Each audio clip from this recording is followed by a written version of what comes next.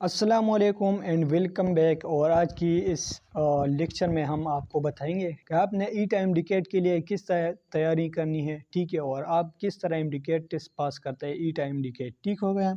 तो आज की इस लेक्चर में फुल डिटेल आपको मिलेगा। तो चले टाइम वेस्ट के बगैर आपने इस लेक्चर को स्टार्ट करते हैं, ठीक है। अच्छा, स्टूडेंट मैट्रिक करके फिर इनके पास दो ऑप्शन होते हैं, ठीक है। या तो ये इंजीनियरिंग में जा सकते हैं या मेडिकल में, ठीक है। तो कुछ लोग मेडिकल को पसंद करते हैं, कुछ इंजीनियरिंग को, ठीक है।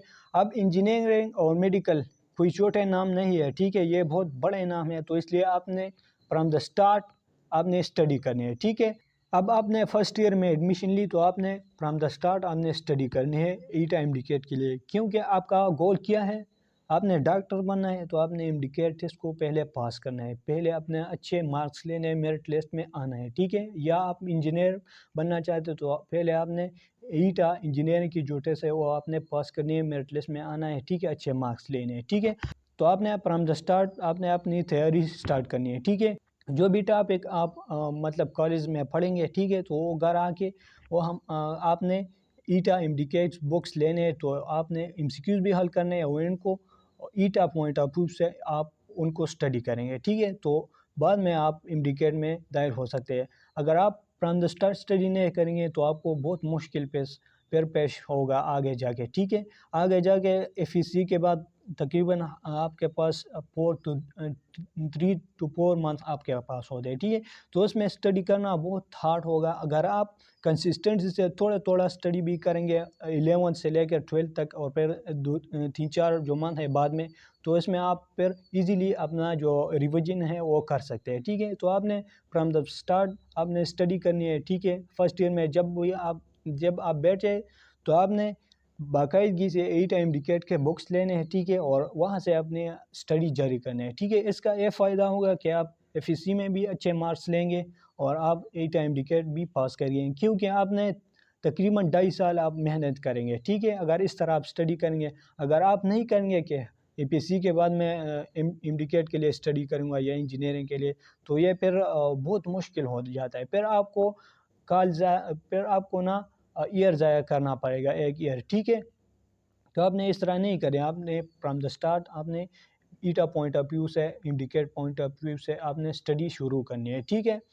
अब अगर आपने स्टडी की एफएससी में भी और फर्स्ट ईयर में भी ईटा पॉइंट ऑफ व्यू से, तो जो बाकी दिन रह जाते हैं, मतलब एफएससी एग्ज़ाम के बाद आपके पास तकरीबन 3 to 4 मंथ्स होते हैं। तो आप इजली इसमें रिवीजन कर सकते हैं। अगर आपने इस तरह स्टडी की होगी तो आप इंशाल्लाह आप ना इंडिकेट पास करेंगे और में अच्छे मार्क्स लेंगे और मेरिट लिस्ट में आ सकते हैं, ठीक है। तो इस तरह आपने तैयारी करनी है। अब इनके लिए मार्क्स रिक्वायरमेंट किया है, तो आपने एफएससी में तकरीबन 900 to 1000 आपने मार्क्स लेने हैं, ठीक है।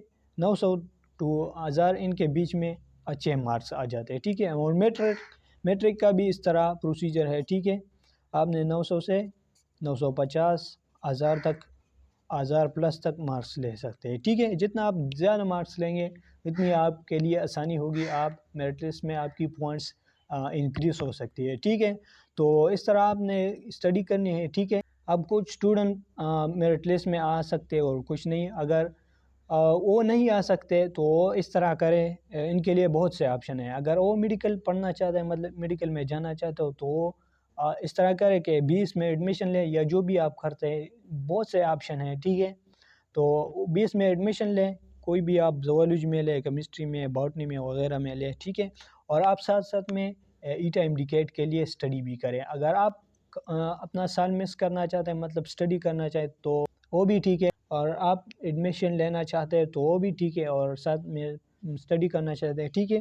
तो अगर आप टेस्ट नहीं क्लियर नहीं कर सके तो फिर आपके पास बहुत से ऑप्शन है। क्यूमुलेट टेस्ट होता है, इनकी बेस पे हमारे पास रेडियोलॉजी, कार्डियोलॉजी, एसोस्कोप है, नर्सिंग है, एनेस्थीसिया है, ये बहुत से स्कोप है, ठीक है, बहुत से फील्ड है हमारे पास, ठीक है। तो आप उधर भी जा सकते हैं।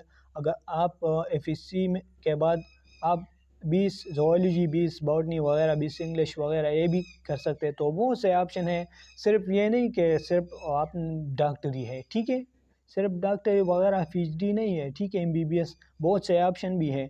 تو جو بھی اسٹوڈنٹ اس کو کلیئر نہیں کر سکتا ایم ڈی کیٹ کو، تو اس کے لیے بہت سے آپشن ہیں، ٹھیک ہے. تو آپ نے ٹینشن نہیں لینی، ٹھیک ہے، بس اللہ پہ بھروسہ رکھنا ہے، ٹھیک ہے، اور اپنی محنت جاری رکھنے ہے، اور دیکھیں گے کہ کیا ہو سکتا ہے اور کیا نہیں، ٹھیک ہے.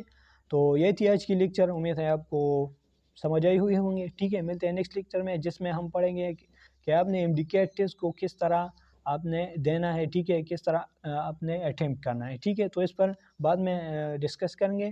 تو تب تک کے لیے فی امان اللہ.